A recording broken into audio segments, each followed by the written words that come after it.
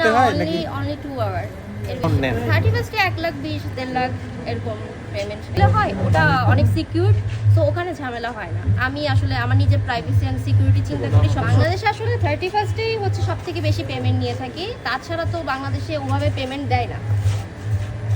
31st কেমন amount নেন? 31st এ 1,20,000 1.5 লাখ এরকম পেমেন্ট নেই। বাহিরে আপাতত প্রোগ্রাম করা অফ। বাংলাদেশের সিচুয়েশন, দেশের বাইরের সিচুয়েশন ভালো হলে হয়তো প্রোগ্রাম করবো, এখন না। 1,20,000 টাকা নেন 31st এ। এটা 31st নাইট ফুল নাইটে কি আপনাকে ডিজে প্লে না, করতে হয় নাকি? only 2 আওয়ার, এর বেশি না।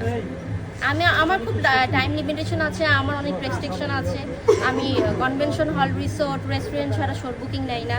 কারো বাসায়, বাসার ছাদে, বাসার সামনে মাঠে, এটা খুব লিমিটেড ওয়েতে হচ্ছে আমি শো করি। কিছু পূজার শোগুলোতে আপনারা দেখবেন আমি খুব পপুলার, পূজার শোগুলো করি। পূজার শোতে আসলে প্যান্ডেলে হয়, ওটা অনেক সিকিউর, সো ওখানে ঝামেলা হয় না। আমি আসলে আমার নিজের প্রাইভেসি এন্ড সিকিউরিটি চিন্তা করি, সব শোর বুকিং নিয়ে থাকি।